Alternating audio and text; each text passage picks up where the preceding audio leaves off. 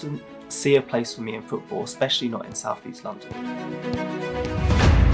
always heard it on the stand. There'd always a shout of queers or gays or sort of in a puff and all things like this. And I didn't want to be in that environment, and that's sort of when I stopped playing.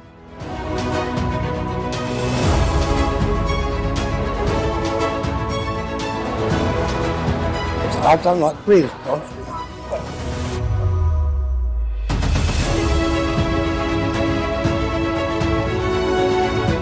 A lot of our members and players come from the local community where they probably have never played football with someone who's openly gay or bisexual or part of the trans community. I've seen 2 professional clubs in South East London, smaller clubs compared to some of the bigger teams in London, that are supporting LGBTQ inclusion in football. I think is absolutely, it speaks volumes. It's so powerful.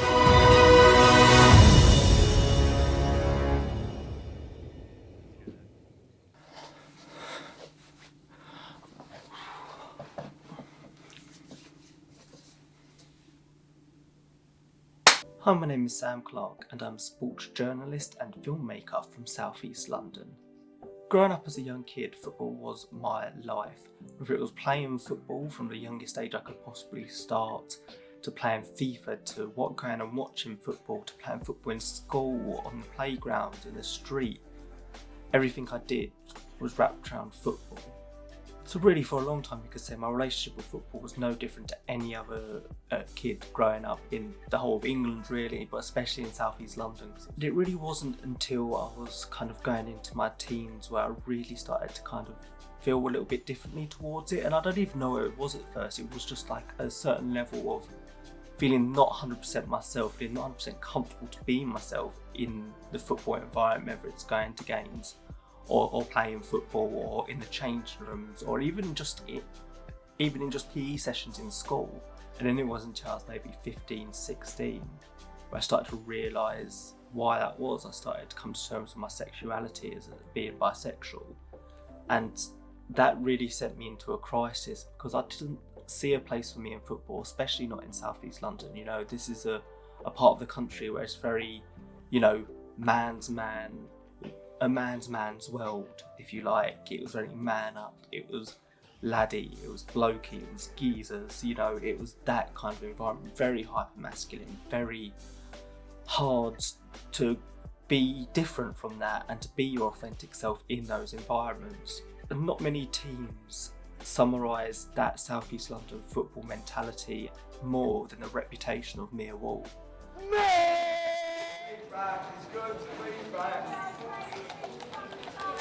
So it really was a surprise for me to see Millwall make the step to associate with an LGBTQI inclusive side in what was then the London Romans, now Millwall Romans. And as much as you can't deny it, you can see the work the community trust are doing, the club are doing to change the reputation Millwall have as a club. But where it's really going to affect people, where it's really going to count, is if it does filter down to fans. So I had to check a year on from when Millwall Romans were associated with Millwall Football Club, how much of that actually the community trust are clearly trying to install has filtered down to fans. Right, so I don't know if you know, but around this time last year, Millwall established their first ever LGBT football team. Shush. So I don't know if you know this, but last year Millwall established their first ever LGBT football team. How do you feel about the direction the club is going in terms of establishing initiatives like that? I'm not really bothered with it. Yeah. What is it? Contract, well, I don't like queers, John. What's your opinion on Romans and what they're doing? Absolutely excellent, and they've been with us for a year, and now they've expanded into a second and a third team. Yeah, and so how good is it for a club like Millwall? It's got a certain reputation from its own. If I ask you, when the Football League launched their LGBTQ plus initiative about 5 years ago, they launched it at a Millwall game. I think that's the perfect direction because I think it's going to A, step them in the right direction, and B, it makes them a big club, but it shows that they're not all of a stereotype. That's it. It's a What he stereotype. said. What he said, mate. There's always a stereotype there, and it always will be. Yeah, there is. But if you're 'cause doing obviously things back the in right day, way, innit, you know? but if you're doing things the right way, you can't go wrong. Over the years, they've definitely done a lot more work, like to try and make us more of like a, how can I say it, like a family-oriented club, and trying to do good things in the community to try and help people out and stuff like that. I don't know if that's like what you want to sort of hear, but they're trying to do a lot more community-wise, and people tarnish Millwall with a bad brush, but honestly, it's gone away from that, and it's more of like a family-oriented club now. I think that's brilliant. My daughter is gay, so I wasn't aware, so I think that's brilliant. And you? Yeah, I think that's really good because it isn't fair that if people were LGBTQ, they wasn't allowed to do certain things that other people are.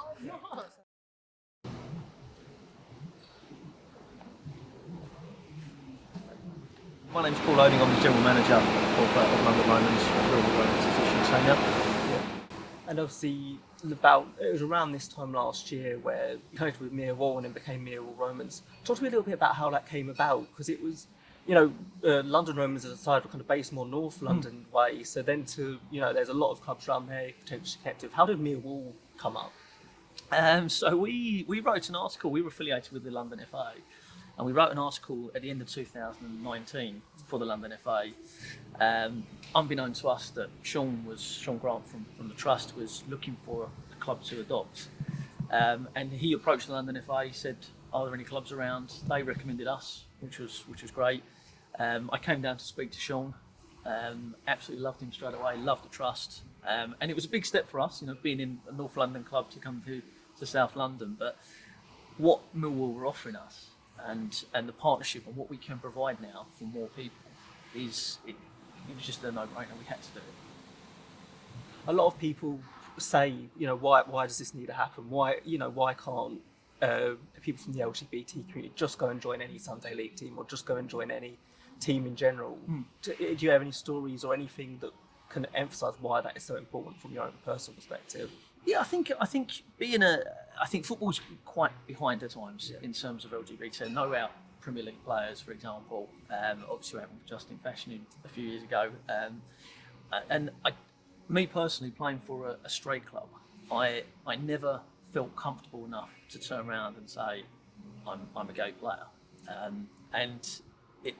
Then you're always playing a character of yourself almost. You're not being yourself. You're turning up on a Saturday, Sunday, and not being natural. You're almost pretending. And that always bothered me. And I felt if I had have come out, I do think the few comments that might have been made would have been, it would have set me back a few years to actually coming out. I was quite late coming out. I was 23, 24 before I started telling people. And I think that would have set me back quite a bit. And going into, I think everyone's heard it on the stand, there's always a shout of queers or gays or sort of in a puff and all things like this. And again, things like that, it really does set you back. But I came out here last night. There was a game last night, Millwall versus Portsmouth. Spoke to a lot of Millwall fans about the Romans, and obviously we had a couple less than positive views. But for the most part, it's very overwhelmingly positive, and it feels like the work that the Trust are doing is now starting to trickle down into the fan base. And hearing that and seeing that kind of support, how much does that fill you with joy for what more you could potentially be doing? Oh, absolutely, yeah. I mean, I think Millwall have got a very bad reputation in terms of how their fans behave, and I think when we announced with Millwall, there was a slight backlash of people that were against us joining their club almost. But I have to say, the Trust and the club themselves have been absolutely brilliant. And to be fair, the majority of the fans, like you've experienced, are positive and are fully behind us. And I think now that the more we get out there and the more that we can show that what we can do, it will reach more people. And I always feel sorry for the early 20-year-olds that have trouble coming out and they just want to come and play football. That's what we're providing. When I was going to school and in kind of the area I was in terms of local teams, obviously you had people supporting Man United, Chelsea, your Arsenals, all those kind of teams. But in terms of local teams, everyone near enough was either Charlton or Millwall. And with my family and my nan and granddad literally living in the shadow of the valley in Harvey Gardens, I really didn't have a choice in that matter. And I genuinely am so thankful for the team that I support, because as much as, you know, on the pitch it's been a little bit up and down since I started supporting them. We started in the Premier League, my first ever season being the 2003-04 season where we finished 7th in the Premier League, and it's just been downhill from then. But the work the club has always done in terms of being a community club and being a family club, but not just that, of Charlton Athletic have always led the way in inclusion and diversity in football. Because I genuinely don't know, if I supported any other club in the country, if I'd have been able to fall back in love with football in the way that I did, thanks to Charlton Athletic's support of the Proud Valiants, the LGBTQI+ supporters group, which I'm a part of, or of course their support of Charlton Invicta, becoming the first ever professional team in England to officially associate with an LGBTQI friendly side. This was groundbreaking, and a lot of teams would follow suit like Millwall Romans, but Charlton Athletic will always be the first to make that official partnership. And for me, that just filled me with so much pride, and it continues to fill me with so much pride. A pride that I know the co-founder of Charlton Invicta, Gary Ginnaw, shares with me as a fellow Charlton fan, and everything that he's managed to achieve with the club, with the community trust. I always played at school. You know, I suppose I didn't use football as a disguise, because I enjoyed playing football. It wasn't that, but it was easy to play football and kind of blend in with the crowd, because no one would assume, especially when I grew up, no one would assume you could be gay and not only play football but be really interested in football. So I guess went with the momentum that was my thing, and you know, I really enjoyed it. And I suppose when you sort of get to that, you know, 13, 14, 15 age, and your friends at school, because I went to an all-boys school, obviously same school, yeah. And you know, you get to a point where your friends are going out on Friday nights and talking about girls and things, and you know, all I wanted to do was play football. You know, I wasn't interested in girls, so I kind of felt different, I suppose, and I knew I was different from my friends. You know, the more social football becomes, changing rooms before or after games, etc. That's when conversations can be had and people can question. And I didn't want to be in that environment, and that's sort of when I stopped playing. And obviously, you kind of joined Invicta, and I'm thinking about time you said 2014, and then very quickly, not long after that, you'd be in a more leadership role with Invicta, and then moving into Charlton Invicta. So that seems like a really quick turnaround. Yeah. I mean, I never set about to walk in and just turn everything upside down, but. Yeah, do you know what? Mum and Dad will tell you, I really enjoyed that season. I loved playing football. I loved going for drinks after games and training with the team. You know, I made so many great friends that year, and it culminated with a trip to Hamburg. And you know, we had such a great time out there. And obviously, I met my partner Sam through a tournament. And that first season was a learning curve for everyone involved in the club, on and off the pitch. You know, we really struggled to find an identity. We struggled to just have a set base. You know, we were playing games at different venues, training numbers were down, you know, income was down, funding was down. Something had to change, quite simply. You know, we were losing. I think we'd lost the first 11 games. And, you know, in professional football, I would have been sacked long before then. And me and Sam were just talking one night, and he just said, like, look, you know, why don't you've got some contact, why don't you use them, and you know, you're quite passionate about Charlton and football as a whole, let's see where we can get. And that summer there was just a few discussions that sort of took place about, like, you know, where do we see this going long term from our side and from the community trust. And they just proposed to sort of formally affiliate us and bring us into the family, and a bit of a sort of rebranding, and to just really try and increase the visibility, I suppose, within the local community. And it's something that had never been done before, and I was really excited as a Charlton fan, obviously, but everyone at the club was really excited by it. Hi, my name's Sam, my pronouns are he and him. I'm the boyfriend of Gary Ginnaw, and I'm club secretary of Charlton Invicta. My name's Colin. I'm Gary's father. I'm an ex-player of Charlton and Invicta because I'm not playing anymore, and I'm the chairman. And obviously, one of the main things that stands out about Invicta is this family atmosphere.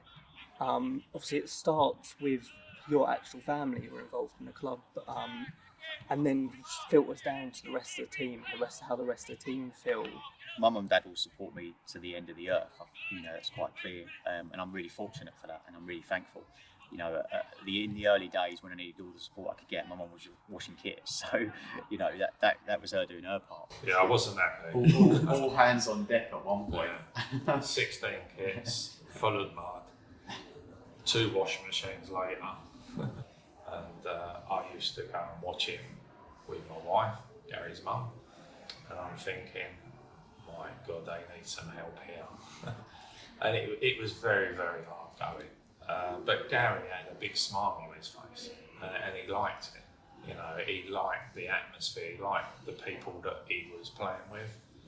And after, I suppose, about 2 years, I still don't know to this day how Gary and Sam got Bexley Invicta changed to Charlton Invicta and affiliated to a professional football team called Charlton Athletic.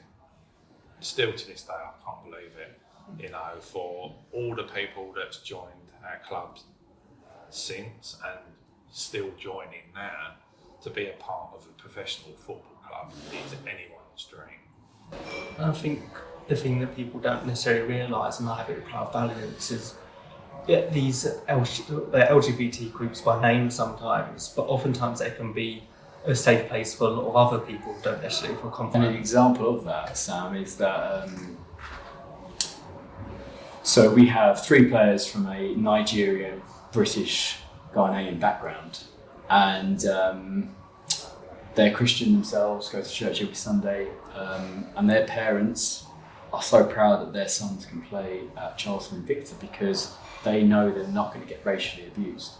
They're going to be in a place where we're built on equality. We have cisgendered women play for us, and it's important that we are human inclusive, and you can't say you're an ally and support one area. That doesn't exist. An ally is someone that supports someone else's differences, different to their own. That is what an ally is. A friend. Charlton Invicta is a friend. A lot of our members and players are part of Charlton Invicta come from the local community where